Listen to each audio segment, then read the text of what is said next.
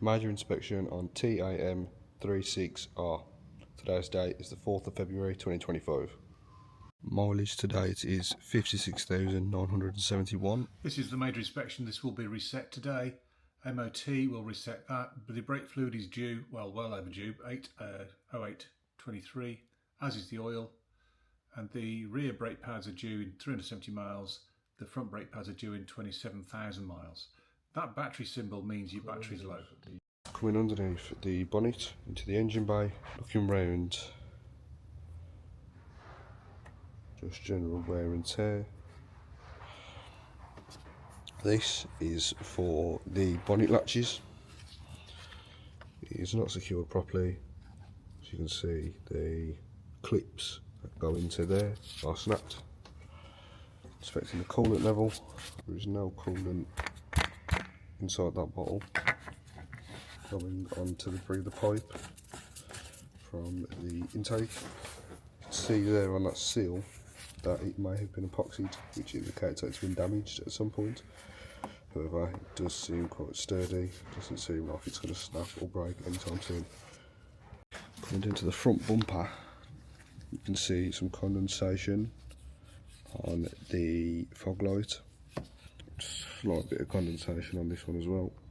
Completed a test on your aircon and there is nothing in the system. The test stab was placed onto the car earlier. As you can see, it's created quite a big leak. This leak is coming from the thermostat, which is positioned just down there. The crossover, which goes across here and into the water pump, it is leaking from that position and that position. When we're under the car, I will show you the water dripping from the top of the engine. Just fixing the oil level now.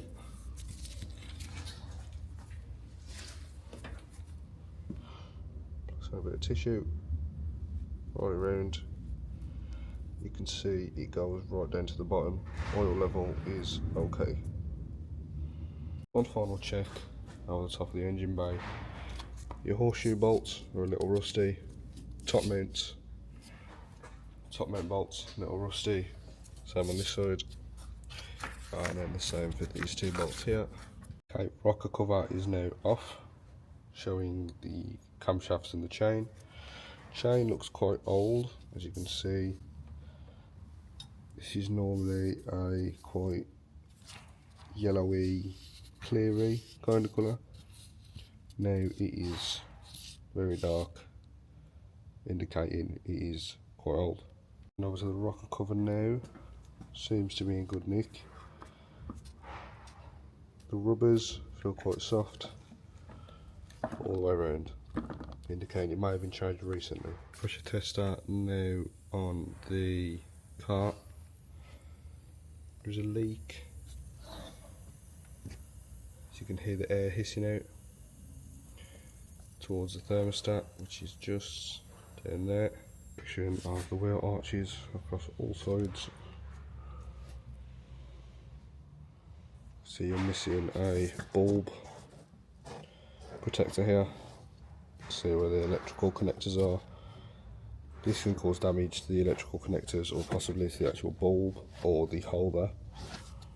Around to this side now, we've got passenger side.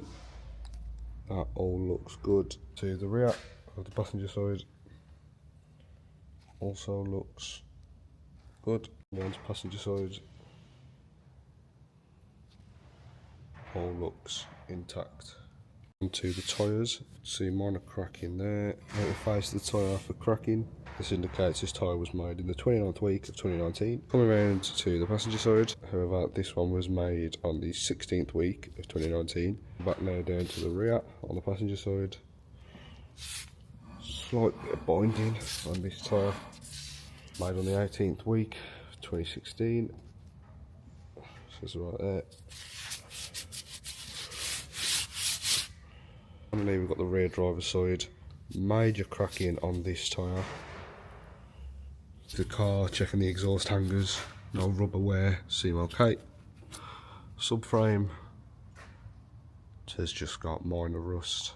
You can see that water dripping, just slight rust on the subframe. Hoses are getting quite rusty, possibly change those over. Oil leaks on the sump, there doesn't seem to be any, but there is quite a lot of gunk at the top, which which is there, which indicates there might have been an oil leak at the top, either from the rocket cover, which is why the gasket seems quite soft, because it would have been replaced to sort this oil leak, or there'll be something coming from the turbo. It's in the ball joint now, which is that part there. It seems to be good, no cracking on the rubber. Outer CV boot, the drive shaft on the driver's side, seems okay, no leaks, quite tight. Same with the inner CV boot. Across to the passenger side, see that ball joint there is also in good condition. Same with that drive shaft boot and with that one. Look at the springs and the shock absorber. Shock absorber is quite rusty, nothing too concerning. Spring looks in good condition. Of the car, the flex seems to be quite strong, however there is chalk markings here. This indicates it may have had a leak on a previous MOT. The shock absorber and spring on the driver's side, again no level rust on the shock absorber. Spring looks intact. Coming across now to the steering rack gaiter, seems to be tight, no visible wear. The passenger, quite tight, no cracks in the rubber. Now on the subframe bushing, very minimal play, which is expected. Nothing too serious. Can't see any cracks on the rubber. Decent condition. Appears to be the same with the passenger side. Nothing too excessive in the play. No cracks or tears on the rubber. Testing the engine mount rubber bushing. Seems intact. No excessive play. It's doing its job. Back of the car, you've got the shock absorber and the spring for the rear. That looks in good condition. Low level rust at the top by the top mount. Subframe, minimal rust all the way down. Exhaust hangers look intact, no cracking on the rubber, no wear. Shock absorber again and spring on the driver's side on the rear, looking in good condition. Subframe again, very minimal rust. Just up there you can see on the right, the smaller pipe is the brake line. Very little corrosion, nothing to worry about. Coming across then to the other brake line, again very little corrosion, nothing to worry about. Just checking the under parts of the car now. Checking all the way around, making sure there's no damage to any of the under trays. By the looks of it, there is not. Before, this rear passenger side wheel is slightly binding. Nothing too excessive, but it could be a handbrake cable or the caliper is seizing up. Visual inspection on the disc and pads. Disc, there's very minimal lipping on the top. Trying to inspect the pads now.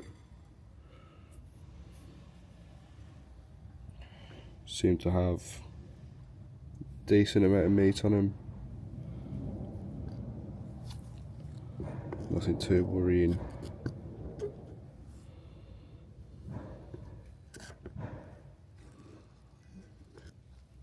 Passenger side, just a slight bit of lipping. Inspecting the pads, trying to. Again, decent bit of meat. Coming round to the rear, hardly any lipping on this rear disc. However, very minimal meat on that rear pad. Would advise changing those soon.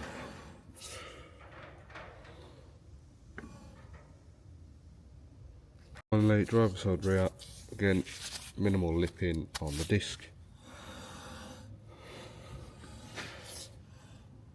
However, very minimal padding on that brake pad left. Would advise a change on the rear brakes. Go to the windscreen, you have got a minor chip on the passenger side. As you can see, there's no splintering from it, so this may be repairable. As you can see, you've got another chip here. This one's a bit more substantial. There's little cracks coming out from it.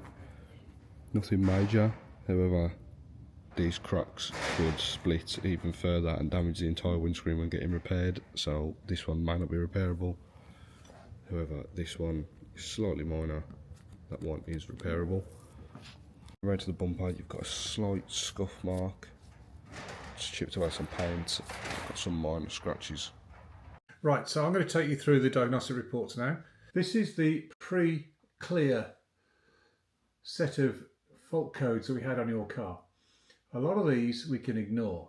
So footwell module, battery exhausted. These are potentially old codes and not relevant anymore. So what we do is clear them, see what comes back. These two, it just tends to be a voltage thing. Your battery does appear to be in poor condition. The battery voltage, it says there 8.6. That is ridiculously low. The battery voltage should be 12.5 or so when the ignition is on, but the engine isn't running. So a lot of these have come down to poor under voltage problems. So I do think you need a new battery, under voltage. The dynamic stability control, under voltage, all of that. Same as this. Now this is the DME, which is the engine, basically. This fault causes the start-stop symbol to appear on the dashboard when you start the engine. As a simple fix, engine oil pressure control valve activation short circuit to B+. Now that typically is the oil pump and see this as well. This is the solenoid in the sump. When the solenoid in the sump fails, you get these two codes. Power management, alternator communication. I think that's all related to that. We'll see if it comes back. Valvetronic. We can relearn the Valvetronic and hopefully that'll go away. Now post clearing, so after we've cleared the faults, we then scan it again.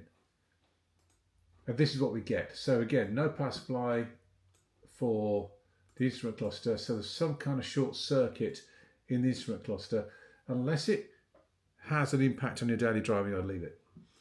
And this is the vacuum sensor for the start-stop. And again, easy fix. Now, when we run the car and take it for a drive, which we haven't been able to do because the car's leaking so much water, I imagine this one, the oil pressure thing, will come back. The fault codes will be recorded as they occur. So if we clear them, until the car gets to a certain temperature or a certain oil pressure, the faults won't reoccur.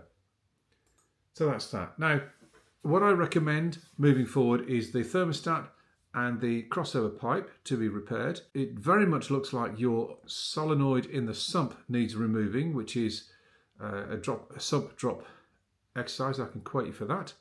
You need a new set of tyres all round because they're pretty shoddy and been unevenly worn. I suggest you get the tyres or the front wheels tracked to avoid any premature wear on the front wheels. After we have done the thermostat, we'll run the car up to temperature and we'll check for other things. We can't do that yet until the car is at least cooling itself properly. So that's it for now. We will reconvene when we've fixed that thermostat problem and potentially the oil pressure control valve in the sump.